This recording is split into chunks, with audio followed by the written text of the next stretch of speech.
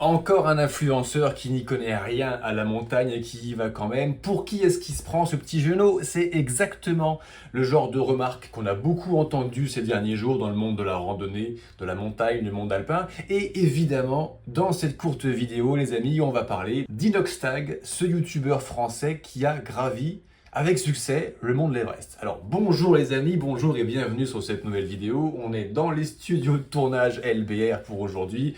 Question d'organisation de tournage, pour une fois on n'est pas dehors, on est à l'intérieur. La prochaine fois on y retournera. Alors voilà, Kaizen est sorti. Kaizen, le film reportage documentaire d'Inoxtag, est sorti, ça a fait un buzz énorme, il a rempli des salles de cinéma. Sa vidéo est la plus grosse vidéo, le meilleur lancement de vidéo du YouTube game français depuis la création de YouTube, c'est-à-dire il n'y a pas si longtemps que ça. Et donc on entend beaucoup parler d'Inoxtag, de Kaizen et de l'Everest. Alors, avant de vous parler d'un truc que je ne connais pas, j'ai pris le temps de regarder le reportage en entier, les 2h26 de son film Kaizen. Et donc aujourd'hui, je voulais partager avec vous un petit peu mon ressenti, parce que j'ai quand même entendu beaucoup d'échos négatifs autour de moi, dans notre communauté de randonneurs, de trekkers, de montagnards. Je voulais nuancer un petit peu tous ces a priori négatifs, parce qu'il n'y a pas que du négatif, au contraire, même à titre personnel, je trouve qu'il y a beaucoup de positifs en Kaizen, dans la démarche de ce jeune youtubeur. Et donc aujourd'hui, je vais partager mon écran avec vous pour qu'on aille voir un ou deux passages intéressants du film, et puis on va parler un petit peu ce que j'ai trouvé dedans. Alors déjà, Kaizen, je connaissais pas Inoxtag, moi j'ai découvert Inoxtag en mai 2024. D'ailleurs le 13 mai, j'ai publié sur ma chaîne YouTube une vidéo, quelque chose comme Inoxtag à l'Everest, quelque chose comme ça, embouteillage, surfréquentation, pollution, parce que dans cette vidéo que j'ai publiée, je me disais, encore un influenceur qui va à la montagne. Pour l'instant, j'étais un peu comme tout le monde, et ça va foutre encore plus de bordel dans la montagne. Bon, et effectivement, c'est ce qu'on va voir dans cette vidéo, preuve à l'image, avec les propres images justement d'Inox. Alors, dans cette vidéo, voilà, j'avais parlé du négatif, de montrer un petit peu trop l'Everest, et on conclura cette vidéo. On va commencer avec le positif, il faut toujours commencer avec le positif les amis. Si on regarde que le négatif, c'est pas une vie, on en crève. C'est d'ailleurs pour ça que je ne regarde plus la télé, parce que c'est trop négatif. Je regarde exclusivement des choses intéressantes que je choisis moi-même sur les réseaux sociaux, comme par exemple sur la chaîne David Blondeau. Alors, le positif que j'ai trouvé dans cette rencontre avec Inoxtag, donc que je ne connaissais pas, et avec le mot Kaizen. Alors apparemment, Kaizen, les amateurs de manga, vous connaissiez déjà le terme. Moi, les mangas, c'est pas trop mon délire, c'est pas trop ma culture. J'en ai vu un petit peu, mais pas tant que ça. J'ai pas grandi avec ça, on va dire. Et donc Kaizen, ce serait le fait de la progression. Progresser tous les jours, s'entraîner tous les jours, devenir meilleur tous les jours. C'est le Son Goku de Dragon Ball Z par exemple, qui s'entraîne pour aller combattre les grands méchants qui sont de plus en plus forts et toujours sortir victorieux. Et combattre pour soi et combattre pour les siens. Bon, comme philosophie de vie, Kaizen, ce mot japonais, ça commence pas mal.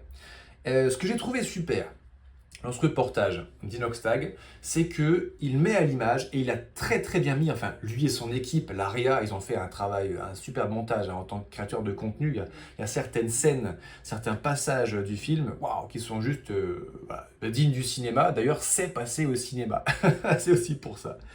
Et donc, il parle dans son film de sa préparation physique pour aller faire l'Everest. Et ça, c'est un point très positif. Le problème du fait que des influenceurs, que des petits jeunes aillent dans la montagne alors qu'ils n'y connaissent rien, ce qui était son cas et ce qu'il reconnaît en toute humilité, c'est qu'il y a des gens qui arrivent en short claquettes, et si le PGHM de Chamonix va chercher des randonneurs en short claquettes sur les glaciers du Mont Blanc tous les jours, c'est à cause de ce genre de conneries et de publications. Donc, je trouve qu'il a très bien structuré, très bien encadré ça, pour pas que le message passe de dire allez tous faire l'Everest. Non, déjà, il faut que tu mettes 50 000 $ sur la table et il faut que tu aies la caisse physiquement. Alors, il parle de préparation physique. Il a fait 1 an de préparation physique. D'ailleurs, une belle performance, parce qu'apparemment, il passait un peu 12 heures par jour devant un écran d'ordinateur à jouer à Minecraft, ce jeune Inoxtag. En condition physique, je ne sais pas s'il était bonne. Je pense qu'il a un petit peu surjoué dans son film le fait qu'il partait de bas. Bref, quand même, en 1 an, il a quand même fait une performance physique sympa. Et Idriss, son coach sportif, il lui a fait un programme de préparation physique spécifiquement dédié à l'alpinisme, au trek et donc à affronter l'Everest. Et ça, je trouve ça super parce qu'en 2017, j'ai été le premier coach sportif en France à mettre en ligne un programme de préparation physique spécifiquement dédié au trek pour aller affronter justement les GR de haute montagne. Et à l'époque, je me suis massivement, généreusement fait insulter, moquer. Sauf qu'en fait, il n'y a pas de mystère. Si tu veux affronter un challenge difficile comme ça, il faut un entraînement difficile comme ça. La préparation physique spécifiquement adaptée au trek, avec du cardio, avec de l'escalade, avec tout ce qu'il faut pour pouvoir aller en sécurité pour soi et pour le reste de la cordée dans la montagne. Alors si ça t'intéresse, tu trouveras en description de cette publication ou bien là-haut un petit peu plus d'informations sur mon programme de préparation physique. Mais que ce soit avec moi ou avec un autre ou avec Idriss, prépare-toi avant de partir faire un Everest, avant de partir faire un Mont Blanc, avant de partir faire un GR20, un GR10, un GR5. Un autre truc que j'ai trouvé super dans ce film, c'est la musique. Putain, la musique... Il y a deux musiques qui m'ont fait vibrer cette année 2024. Il y a deux musiques qui m'ont fait vibrer. La mienne, celle que je vais te montrer à la fin de cette vidéo sur le nouveau trailer des week-ends Rando Bivouac qui arrive et que tu reverras régulièrement sur la chaîne. D'ailleurs, pense à liker si tu apprécies cette vidéo de commentaires constructifs de Kaizen, d'Inoxtag. Mets-moi en commentaire ce que tu en as pensé, si tu l'as vu, c'est intéressant. Et abonne-toi pour tous les lundis recevoir une nouvelle notification avec la petite cloche gling gling pour recevoir ta nouvelle vidéo. Ici, on parle de randonnée, de trek, de bivouac. Et d'ailleurs, je pense qu'il y aura un effet Kaizen. Je pense qu'il y a des milliers, des dizaines de milliers de jeunes gens qui suivaient Inoxtag, qui a quand même 8 millions d'abonnés, très jeunes bien sûr, qui vont se mettre à partir de la saison 2025, à partir sur les sentiers. C'est très bien, il va falloir vous former les jeunes, vous préparer à prendre la culture trek, la culture bivouac, pour que tout se passe bien pour votre sécurité et pour la nature et les autres usagers qui étaient là avant vous. Alors ouais, la musique, on va regarder ça à l'écran là. Voilà, là c'est la musique de Mime, le compositeur, Claim Your Destiny. Et on va avoir ce trailer au milieu du film sur la préparation physique justement d'Inox, énorme. Alors réveille-toi.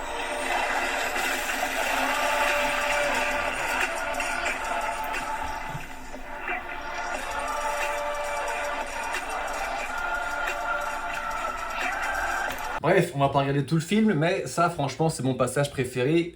Sincèrement, si je mettais des écouteurs, si j'avais besoin aujourd'hui d'une playlist pour aller faire du sport, je mettrais cette musique. Bon, il se trouve que j'écoute pas de musique en faisant du sport, je préfère entendre le reste, mais je sais que ça pourra peut-être intéresser certains d'entre vous qui aiment bien se motiver avec du son. Alors aussi une très belle chose que j'ai appréciée dans ce documentaire, faut pas le nier, c'est la qualité des images, c'est incroyable. Il a fait monter des photographes, vidéastes, dronistes au sommet de l'Everest. Ils avaient un drone G, je crois, qu'ils ont craché d'ailleurs, que Mathis Dumas est allé chercher avec un de leurs Sherpas, Sunam, parce qu'ils ont craché le drone à 8000 mètres. Ils ont fait des images magnifiques et à titre perso, ça m'a redonné envie, j'ai toujours envie, mais ça m'a redonné envie de prendre plus le temps de repartir dans la montagne pour vivre cette expérience perchée là-haut. Pas dans l'Himalaya, ce sera dans les Alpes, dans les Pyrénées, dans l'Auvergne, en Corse pour moi. Mais voilà, ça me donne envie de repartir à la montagne, bien sûr. Je ne manquerai pas de le faire d'ailleurs à la belle saison 2025. Et puis même cet hiver 2024, j'ai un petit projet avec, j'espère, de la neige au rendez-vous sur le sommet de certaines montagnes. On en reparlera un petit peu plus tard dans la saison. Tous ces gens qui m'ont dit « Ouais, Inoxtag, c'est un jeune trou du cul, c'est un jeune, il n'a pas à faire l'Everest, il n'y connaît rien. » Ça m'a rappelé quelque chose, ça me permet de prendre un petit peu du recul. C'est que quand je suis arrivé sur les réseaux sociaux en 2017, eh ben, je suis arrivé très fier de ce que j'avais fait, c'est-à-dire moi j'étais parti marcher 6 mois, 5000 bornes. Donc je parlais de randonnée, je parlais de ma traversée des Pyrénées, des Alpes, mon tour du Mont Blanc, ma traversée de la Corse. J'étais un performeur sportif à l'époque, je faisais ça aussi pour faire une performance sportive. Entre nous, je pense qu'un jeune homme de moins de 28 ans qui n'a pas envie de faire l'Everest, qui n'a pas envie de faire de performance sportive, a un problème. Mais c'est très personnel. Donc, j'étais comme ça, je suis arrivé sur les réseaux comme ça, tout feu, tout flamme, très fier. Et quand on est fier, on a un peu tendance à crier sur tous les toits ce qu'on a fait. Et donc je me suis fait traiter, moi aussi à l'époque, de jeune trou du cul, mais pour qui il se prend, t'as pas inventé la montagne, tu y connais rien, t'es qu'un sale parisien, patati patata. Je me suis fait généreusement insulter, et je comprends qu'en fait ce sont les mêmes vieux cons qui m'ont insulté, qui insultent aujourd'hui Inox. Donc merci Inox pour ça, ça me permet de mieux comprendre un petit peu pourquoi je me suis pris tant d'insultes à l'époque dans les dents. Et j'étais un petit peu jeune, j'étais pas accompagné, j'étais pas dans la même situation que lui. Je pense que je l'ai mal vécu, c'est un grand mot, mais le début des insultes sur les réseaux sociaux, ça a été un passage un peu difficile pour moi. Inox, Inès, ça fait depuis qu'il a 15 piges, je crois, ou 14 piges, qu'il a une chaîne YouTube, donc je pense qu'il se fait insulter depuis qu'il a 14 piges. Ça fait 8 ans maintenant qu'il se fait insulter, donc il a plus l'habitude. Je pense qu'il faut, voilà, avis à tous les jeunes créateurs de contenu qui veulent se lancer, prépare-toi à te faire insulter, d'en prendre plein la gueule, mais c'est partie du métier. Et plus tu vas monter, plus tu vas te faire insulter, c'est la vie, hein, les humains sont comme ça, surtout à notre époque, je pense, notamment avec l'avènement des réseaux sociaux. Alors, deuxième image qui est super bien faite, c'est l'infographie qu'Inox et sa team à la réalisation qui ont fait de la montée de l'Everest. Je la trouve super, et donc on va regarder un nouveau petit passage du reportage Kaizen. Voilà, alors où on est à Kaizen sur YouTube. On a dit quoi? On a dit 1:11:40. 1:11:40. L'infographie... Ah bah c'était juste avant ce trailer sportif justement. Ah non, c'est pas ça. Les 4 camps, c'est 1:21, pardon. 1h21. Voilà, c'est justement celle qu'on voit là. Très joli, bravo à la team qui a fait ça. Là, il nous décrit en fait l'ascension du Mont Blanc avec les 4 camps successifs pour y arriver. Voilà. Regarde-moi ça. Magnifique. On va devoir passer par 4 camps avec à chaque étape de grands défis. On va démarrer par l'Icefall, l'un des passages les plus dangereux de l'ascension. On traverse ce glacier avec des crevasses et d'énormes séracs qui peuvent céder à tout moment. Après le camp 1, on contourne d'énormes crevasses et on traverse la combe ouest. Une vallée exposée au soleil où les températures peuvent dangereusement grimper. Passé le camp 2, il va falloir affronter la pente raide du Lhotse pour atteindre le camp 3, puis le camp 4. C'est à ce moment qu'on rentre dans la zone de la mort. Ouais, sympa, bravo à l'équipe. Et donc, on en arrive à ce passage de la vidéo. Un petit message personnel pour Inox. Félicitations, c'est pas rien de faire un Everest. Tu peux être fier de toi, c'est chouette. Je suis content pour toi que tu aies vécu ça. Je sais plus si c'est dans le film, je crois que c'est à la fin du reportage. Parce qu'après avoir fait l'ascension, il n'a pas du tout envie, notre jeune ami Inox, de revenir à sa vie normale, entre guillemets, sa vie normale de créateur de contenu. Donc il faut s'imaginer, 12 heures par jour devant un ordinateur. En fait, c'est chiant, hein. Le travail de créateur de contenu. Les créateurs de contenu, les youtubeurs sont les idoles des jeunes. Ma belle-sœur qui est prof, quand elle demande à sa classe les métiers que les gamins veulent faire plus tard, 50% de la classe est influenceur. Mais les enfants, rendez-vous compte que le travail d'influenceur, c'est de la merde. T'es en permanence sur ton ordi, c'est chiant en fait. Et Inox le dit noir sur blanc, il se fait chier dans sa vie. À 22 ans, il n'a jamais rien fait de sa vie, il n'a jamais eu un vrai travail, il a toujours fait ça. Donc ça lui a permis de gagner de l'argent. Pas mal d'argent pour son âge, c'est très bien, il les monétise bien. Par contre, il se fait chier. Donc là, il le dit mot pour mot, c'est la première fois de ma vie que je fais un truc intéressant. Et effectivement, quand tu passes de rien foutre de ta vie devant un ordi à 8848 mètres d'altitude au sommet du monde, pour une fois que tu fais un vrai truc, waouh, c'est énorme. Je suis content pour toi, Inox, que tu aies vécu ça. Bon courage pour le retour à la norme, à la vie normale, entre guillemets, si toutefois la vie qu'on vit est normale. Moi, je suis pas sûr. Je t'enverrai un petit mail, je sais pas si on peut te joindre sur tes réseaux sociaux, certainement, je t'enverrai un petit message. Je suis passé par là, moi je suis parti marcher 2 fois 6 mois seul dans la nature. Et c'est vrai que quand on rentre, c'est un petit peu difficile. Je n'ai pas grimpé aussi haut que toi, par contre je suis parti 6 mois seul, c'est encore un autre délire. Et ouais, le retour à la civilisation, bon courage mon cher Inox. Et j'espère que l'amour de la montagne, tu dis être tombé amoureux de la montagne, j'espère que tu es sincère, j'espère que tu vas garder ça en toi avec cette bonne vibe, ce sera une bonne chose. Alors maintenant, the dark side of the Kaizen. Le problème de cette histoire. Le problème de cette histoire, le côté négatif de cette histoire, et je vais revenir dessus, c'est que l'Everest est déjà surfréquenté. En 2024, l'Everest, c'est 600 finishers et c'est 8 morts. Et pourquoi est-ce qu'il y a 8 morts? parce qu'il y a trop de gens qui montent là-haut. Le base camp, les camps sont des porcheries à ciel ouvert. Il y a du matos partout, de la merde partout, des cadavres partout, de plus en plus d'intoxication alimentaire, parce que quand on fait fondre son eau au base camp pour pouvoir manger son repas lyophilisé, eh ben on mange le pipi, le caca ou le jus de cadavre qui est dans le glacier juste à côté, donc de plus en plus de problèmes sanitaires. Visuellement c'est dégueulasse, ça pue la merde, donc l'Everest est surfréquenté et l'Everest en souffre. Et le peuple Sherpa en souffre également. Oui, ça les fait vivre, ça ramène des beaux dollars de cash dans un pays du tiers-monde. Par contre, les Tibétains, aujourd'hui, se rendent compte qu'au bout de 40 ans d'himalayisme, leur montagne pue la merde. C'est une montagne de merde. Donc, ils commencent à mettre en place des solutions, mais c'est quand même pas cool. Et pourquoi est-ce que l'Everest est surfréquenté ? Je pense que il y a un peu un délire d'occidental, mais de faire toujours le plus grand, le plus haut. Hein, c'est un concours de qui c'est qui a la plus grosse montagne, bien sûr, et peut-être aussi la surmédiatisation. Donc, quand j'ai fait ma première vidéo en mai 2024 sur Inoxtag et son projet de faire l'Everest, j'avais dit, ben voilà, l'Everest va être encore une fois surmédiatisé. Là, quand on regarde dans les journaux, le premier influenceur au monde à être monté au mont Everest, donc probablement que ça va donner d'autres idées à d'autres personnes et que l'Everest va être encore plus surfréquenté. Et ça fait chier. Ça a même donné une idée à l'autre morceau de plastique, là, comment elle s'appelle ? Maëva, dont j'ai oublié le nom, une jeune influenceuse française, toute faite de plastique, apparemment, le nez, les lèvres, les charmes, même l'entrecuisse a été refait.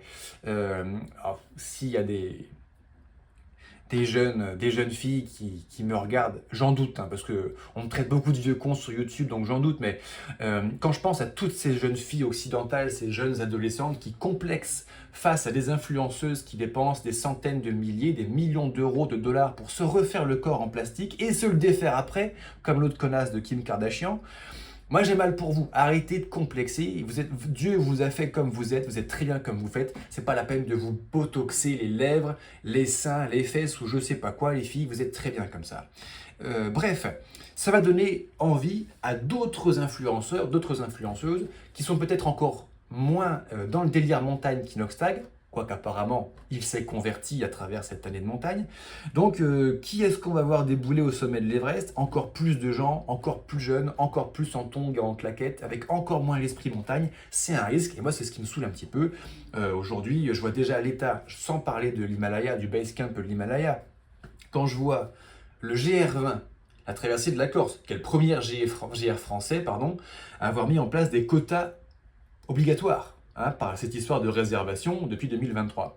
Quand je vois le Tour du Mont Blanc, aujourd'hui, moi, j'ai plus envie, et j'adore la montagne, je suis guide de randonnée, j'adore les GR de montagne. Aujourd'hui, avec la surfréquentation, je n'ai plus envie de faire un GR20 sur le mois de juillet-août. J'ai plus envie de faire un tour du Mont Blanc, un TMB, sur le mois de juillet-août. Je n'ai plus envie de foutre un pied dans l'Himalaya.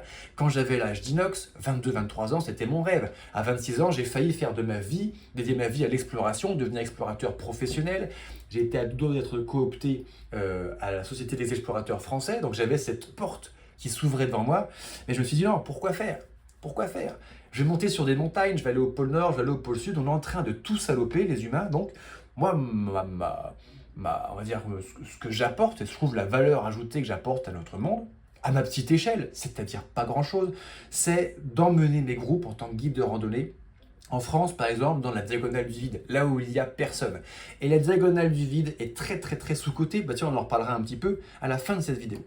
Et encore un autre problème négatif, c'est que voilà, on perd cet esprit montagne, on perd cet esprit aventure. Les premiers types qui sont arrivés à 8848 mètres d'altitude, il n'y avait pas une main courante de poser par des Sherpas, il n'y avait pas une échelle de poser, ils n'avaient pas 40 bouteilles d'oxygène portées par 36 Sherpas. Là, déjà, ce délire de faire appel à beaucoup de Sherpas pour monter ton matos, mon délire, c'est la liberté qui passe par l'autonomie. Ça me laisse déjà un petit peu drôle. Et aujourd'hui, même nos GR, qui sont beaucoup plus abordables physiquement, c'est pareil. Le Tour du Mont Blanc est plein de quarts de Chinois qui ne portent pas leur sac. Le Saint-Jacques de Compostelle est plein de gens qui ne portent plus leur sac. Alors, évidemment, quand les poids des ans se fait sentir, quand on devient un peu vieux, blessé, le corps ne suit plus. Je trouve ça magnifique, ne me faites pas dire ce que j'ai pas dit. Je trouve ça magnifique qu'on puisse continuer la pratique de la rando au long cours, grâce à la malle postale, grâce au Sherpa, grâce à se faire livrer son sac. Mais aujourd'hui, les gens qui font ça, mais ils ont 20 ans, ils ont 30 ans, ils ont 40 ans, ils ont 50 ans. Ils pourraient porter leur sac, mais ils ne le font plus. Donc une fois de plus, les Occidentaux, déjà trop feignants, vont continuer à devenir de plus en plus feignants. Moi, ça me fait très mal de voir mes contemporains autour de moi devenir fainéants et s'effondrer sur eux-mêmes.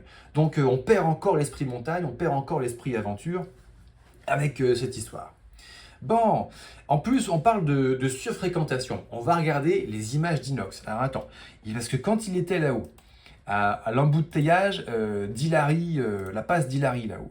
Donc on est en gros à 8800 mètres d'altitude, 50 mètres juste avant d'arriver au top du mont Everest. Et donc, attends, au film à 2 heures, 7 minutes et 26 secondes. Hop là. Oh putain. Ah, il y a de la pub. Ah bah ça c'est clair qu'il a balancé la pub. Hein. Tant qu'il veut. Là, ça monétise chez Inoxtag. Putain, il a fait quoi? Il a fait 34 millions de vues en 2 semaines à l'heure où tourne cette vidéo. Il y a des pubs obligatoires, non skippables, partout sur la vidéo. Il s'est fait, je pense, entre 350 000 et 1 million d'euros de cash juste avec sa monétisation YouTube. C'est un truc de ouf. Bon, j'exagère peut-être un peu, mais pas beaucoup. Hein, c'est l'ordre de grandeur. Mais bon, c'est le game. Hein. Il faut financer l'expédition. Très content pour lui qu'il soit devenu beaucoup plus riche avec ce gros projet. Voilà, moi tu montres cette image, mais ça me vaccine. Ça me dégoûte de foutre un seul pied sur l'Everest jusqu'à la fin de mes jours. Des embouteillages, des chaînes de touristes encordés, ils sont immobilisés pendant 1 heure, on est à 8800 mètres d'altitude en zone de mort, chaque seconde compte pour la consommation d'oxygène, et t'es dans un embouteillage. Moi, je trouve ça tellement infect que jamais je ne mettrai un pied dans l'Himalaya. C'est plus possible, c'est pas possible. Et donc j'avais tourné une première vidéo que j'ai publiée le 13 mai 2024 sur ma chaîne quand j'ai rencontré Inox, quand j'ai découvert qu'il existait et qu'il avait ce projet de faire l'Everest, et j'ai dit en gros le négatif que j'en pensais aujourd'hui et le positif que j'en pensais aujourd'hui. Donc après avoir vu Kaizen, après avoir visionné ces 2h26 de film, j'ai pas changé d'avis.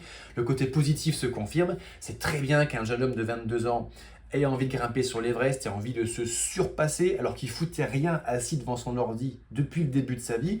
C'est très bien que ça va inspirer des centaines de milliers, peut-être des millions de jeunes gens qui suivent Inox, pour qui il est un modèle, pour qui il est une référence à partir faire du sport. Il y a fort à parier qu'en 2025, il y a une grande vague de nouveaux arrivants sur les sentiers de randonnée. Alors là, bienvenue aux nouveaux arrivants. Je vous invite à vous cultiver à la culture trek, à la culture bivouac.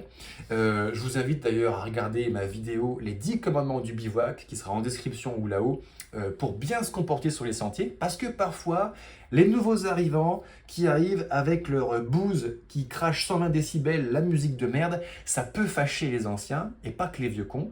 Donc on va apprendre à tous vivre correctement sur les sentiers. Et les jeunes, je vous invite à aller dans la montagne, kiffez, profitez-en, ressourcez-vous, faites des choses intelligentes de vos vies et partir marcher dans la montagne. Évidemment que c'est un truc génial, ça vaut beaucoup plus que les 5h30 que vous passez en moyenne devant un écran d'ordinateur ou à tapoter, à scroller sur un iPhone.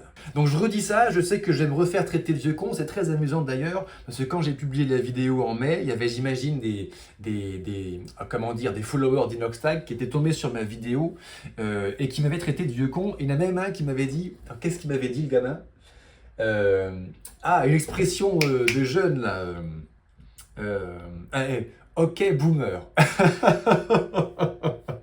Alors les enfants, je sais que j'ai des cheveux blancs, de la barbe blanche, je sais que j'ai toujours fait 5 à 10 ans de plus que mon âge. Ok boomer, j'ai quand même pas la gueule d'un boomer. Faut pas exagérer. Hein. Je pense qu'il n'était pas très physionomiste, ce jeune homme. Donc, je sais plus où on était, c'est pas grave. Moi, je vous invite, les amis, à prendre soin de vous, à profiter des sentiers. Et je suis très heureux de vous annoncer, et je vais vous l'annoncer en images tout de suite, pour finir cette vidéo, qu'en 2025, je vais vous amener sur les sentiers dans le cadre de mon activité de guide de randonnée. Je vais vous emmener en petit groupe convivial, en rando bivouac, partout en France. À très bientôt sur les sentiers. Ciao.